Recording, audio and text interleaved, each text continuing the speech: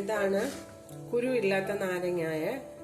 ഫാമിൽ നിന്ന് പറിച്ചുകൊണ്ട് വന്നെന്ന് ഞാൻ പറഞ്ഞല്ലോ, വെള്ളപ്പൊക്കം കാരണം. അത് 3, 6, 7 എണ്ണം ഉണ്ട്. ഇത് നമുക്കൊന്ന് ആവി കയറ്റിയെടുക്കാം.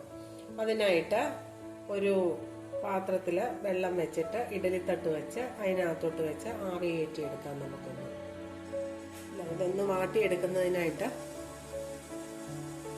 അടുപ്പത്തോട്ട് വെച്ചിട്ടുണ്ട്.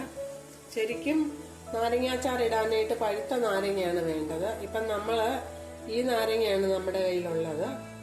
അതുകൊണ്ട് ഈ നാരങ്ങ വെച്ചിട്ടാണ് അച്ചാർ ഉണ്ടാക്കുന്നത്. ഇതൊന്ന് വാടി വരട്ടെ. നമുക്കിതൊന്ന് അടച്ചു വെച്ച് വാട്ടിയെടുക്കാം. വാടാനായിട്ട് വെച്ച നാരങ്ങ വാടി വന്നിട്ടുണ്ടോ എന്ന് നമുക്കൊന്ന് നോക്കാം. നാരങ്ങ അത് നന്നായിട്ട് വാടിയിട്ടുണ്ട്. അതിന്റെ കളറൊക്കെ മാറി. ഇനി ഇതൊന്ന് തണുക്കുന്നത് വരെ നമുക്ക് വെയിറ്റ് ചെയ്യും. നമ്മൾ ആവിയില് വാട്ടി വെച്ചിരുന്ന നാരങ്ങയുടെ ചൂടെല്ലാം മാറി. ഇനി ഇതിനെ കഷ്ണങ്ങളായിട്ട് നമുക്ക് മുറിച്ചു മാറ്റാം. ഇതിനെ നമുക്ക് ഒരു 8 കഷ്ണമായിട്ട് മുറിക്കാം. അതായത് കണ്ട് ഇതിനകത്ത് ഒറ്റ ഒരു കുരു പോലും ഇല്ല. സാധാരണ നാരങ്ങ മുറിച്ച് കഴിഞ്ഞു കഴിഞ്ഞാൽ ഇഷ്ടം പോലെ കുരു കാണുന്നതാണ്. ഇത് ഒറ്റ ഒരു കുരു പോലും ഇല്ല.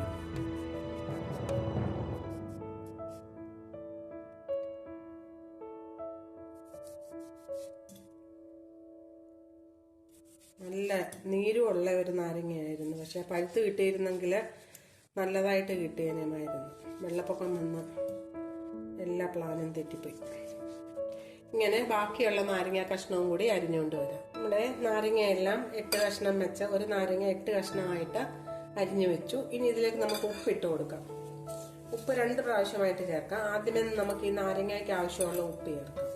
അച്ചാറിന് കല്ലുപ്പ് ചേർക്കുന്നതാണ് ടേസ്റ്റ്. ഇനി ഇതൊന്ന് ഇളക്കി ഉപ്പുമായിട്ടൊന്ന് യോജിക്കാനായിട്ട് നമുക്ക് വെക്കാം. അത് യോജിച്ചു വരുന്ന സമയം കൊണ്ട് നമുക്ക് ബാക്കിയുള്ള പണികൾ ചെയ്യാം. പിന്നീട് അച്ചാറുണ്ടാക്കുന്നതിന് ആവശ്യമായിട്ടുള്ളത് പച്ചമുളക്. ഇത് പച്ചമുളക് ഇട്ടാണ് അച്ചാറുണ്ടാക്കുന്നത്. മുളക് പൊടി ഇടാതെ ആണ് ഉണ്ടാക്കുന്നത്. പിന്നെ വേണ്ടത് വെളുത്തുള്ളി. ഒരു 4-5 കുടം വെളുത്തുള്ളി നടുവേ പൊളന്ന് എടുത്തിട്ടുള്ളതാണിത്. പിന്നീട് വേണ്ടത് ഇഞ്ചി. ഒരു വലിയ കഷ്ണം ഇഞ്ചി ചെറുതായിട്ട് കനം കുറച്ച് നീളത്തിലരിഞ്ഞത്. ഇത്രയുമാണ് വേണ്ടത്. പിന്നെ വേണ്ടത് കായപ്പൊടി, ഉലുവാപ്പൊടി, മഞ്ഞൾപ്പൊടി. ഇത്രയുമാണ് വേണ്ടത്. നമുക്കിനി ഒരു പാത്രം അടുപ്പത്തോട്ട് വെച്ചിട്ടുണ്ട്. അത് ചൂടായി വരുമ്പോഴത്തേക്ക് നമുക്ക് എണ്ണ ഒഴിച്ചു കൊടുക്കാം. വെളിച്ചെണ്ണ വെച്ചും ഉണ്ടാക്കാം, റൈസ് ബ്രാൻ ഓയിൽ വെച്ചും ഉണ്ടാക്കാം. ഞാൻ റൈസ് ബ്രാൻ ഓയിലാണ് യൂസ് ചെയ്യുന്നത്. അച്ചാറിന് ഞാൻ സാധാരണ വെളിച്ചെണ്ണ ഉപയോഗിക്കാറില്ല. അതുകൊണ്ട് എണ്ണയൊക്കെ അവരവരുടെ ഇഷ്ടത്തിനനുസരിച്ചിട്ട് ഉപയോഗിക്കാൻ പറ്റും. ഇനി പാത്രം ചൂടായി വരട്ടെ. പാത്രം ചൂടായി, നമുക്ക് എണ്ണ ഒഴിച്ചു കൊടുക്കാം.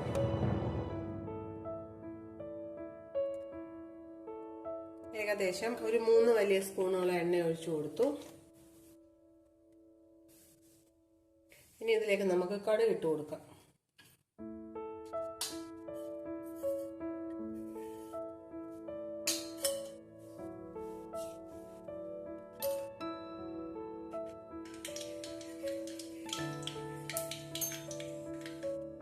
ഇവിടെ കടുക് പൊട്ടാൻ തുടങ്ങി.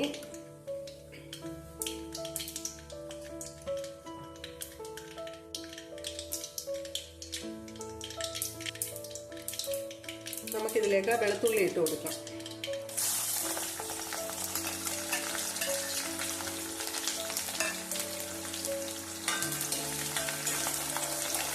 വെളുത്തുള്ളി ഒന്ന് വാടി വരുന്നത് വരെ നമുക്ക് വെയിറ്റ് ചെയ്യാം. അത് കഴിഞ്ഞിട്ട് ഇഞ്ചി പച്ചമുളകും ഇട്ട് കൊടുക്കാം.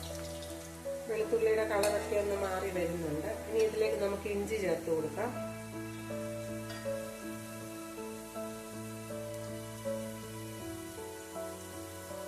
പച്ചമുളക് ചേർത്ത് കൊടുക്കാം. പച്ചമുളക് കുറച്ചേറെ ഇട്ടിട്ടുണ്ട്. കാരണം നമ്മൾ മുളക് പൊടി ചേർക്കുന്നില്ല, പച്ചമുളക് ഇട്ടാണ് അച്ചാർ ഉണ്ടാക്കുന്നത്. മഞ്ഞൾപ്പൊടി മാത്രമേ ചേർക്കുന്നുള്ളൂ.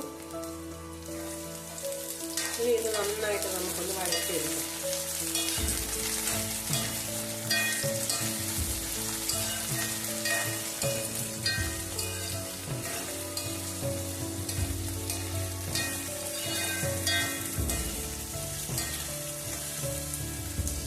ഇത് നന്നായിട്ട് വാടി വരുന്നത് വരെ നമുക്ക് വെയിറ്റ് ചെയ്യാം. നമുക്ക് കുറച്ച് കറിവേപ്പില ഇട്ട് കൊടുക്കാം.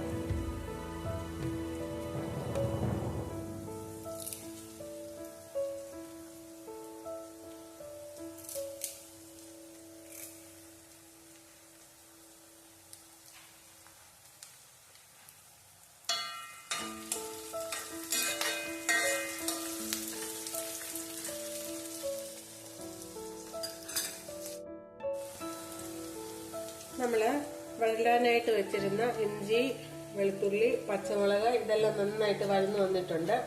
ഇനി ഇതിലേക്ക് നമുക്ക് മഞ്ഞൾപ്പൊടി ചേർത്ത് കൊടുക്കാം. മഞ്ഞൾപ്പൊടി ചേർത്ത് കൊടുക്കാം. ഇതിന്റെ പച്ചമണം മാറുന്നത് വരെ തീ ഒന്ന് ലോ ഫ്ലെയിമിലാക്കി നമുക്കൊന്ന് മൂപ്പിച്ചെടുക്കാം. മഞ്ഞളിന്റെ പച്ചമണം ഒന്ന് മാറി വരട്ടെ. മഞ്ഞളിന്റെ പച്ചമണമൊക്കെ മാറി. ഇനി നമുക്ക് കായപ്പൊടി ചേർത്ത് കൊടുക്കാം. ഇനി നമുക്ക് ഉലുവാപ്പൊടി ചേർത്ത് കൊടുക്കാം. വീട്ടിൽ വറുത്ത് പൊടിച്ച ഉലുവാപ്പൊടിയാണ്. ഒരു 1/2 സ്പൂൺ ഇട്ട് കൊടുത്തു.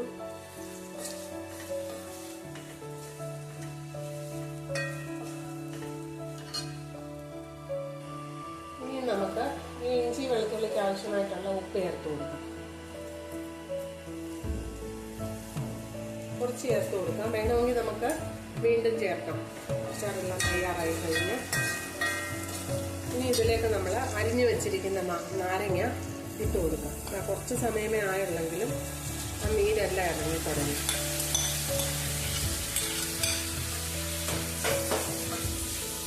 ഇതെല്ലാം ഒന്ന് ഇളക്കി നന്നായിട്ട് മിക്സ് ആക്കിയതിന് ശേഷം നമുക്ക് ഈ വിനാഗിരി ഒഴിച്ചു കൊടുക്കാം.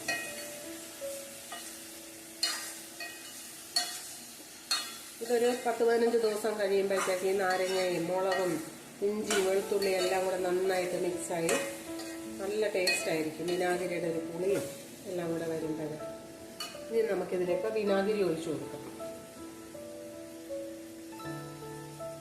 ഇത് 1/2 കപ്പോളം വിനാഗിരി ഒഴിച്ചു കൊടുത്തു. ഇനി ഒന്ന് നന്നായിട്ട് ചൂടായി വരുമ്പോഴത്തേക്ക് നമുക്ക് ഗ്യാസ് അങ്ങ് ഓഫ് ചെയ്യാം.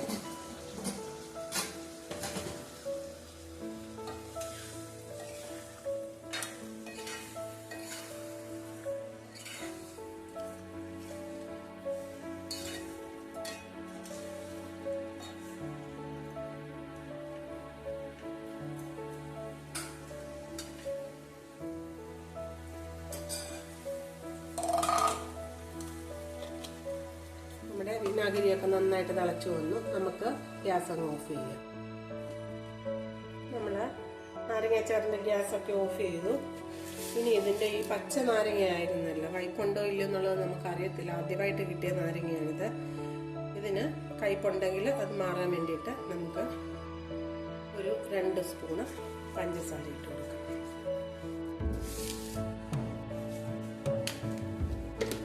പ്രത്യേക ടേസ്റ്റാണ് നാരങ്ങാച്ചാറിന്.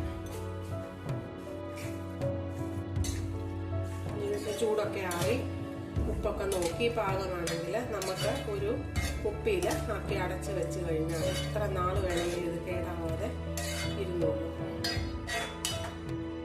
ഇതൊന്ന് പാത്രപാകമാവുന്നതിനായിട്ട് നമുക്ക് അടച്ചു വെക്കാം. നമ്മുടെ നാരങ്ങാച്ചാറ് ചൂടെല്ലാം മാറി തണുത്തു. ഞാൻ അതിൻ്റെ ഉപ്പും പുളിയൊക്കെ നോക്കി പാകമാണ്. നല്ല ടേസ്റ്റുള്ള അച്ചാറാണ്. ചെറുനാരങ്ങ വെച്ചും ഇങ്ങനെ തന്നെ ഉണ്ടാക്കാൻ പറ്റും. ഒരാഴ്ച കഴിയുമ്പോൾ ഈ നാരങ്ങയും മുളകും ഇഞ്ചിയും വെളുത്തുള്ളി എല്ലാത്തിൻ്റെയും ടേസ്റ്റ് ഒരുപോലെ പിടിച്ച നല്ല ടേസ്റ്റ് ആയിരിക്കും. ഇനി ഇത് നമുക്കൊരു കുപ്പിയിലോട്ട് മാറ്റാം.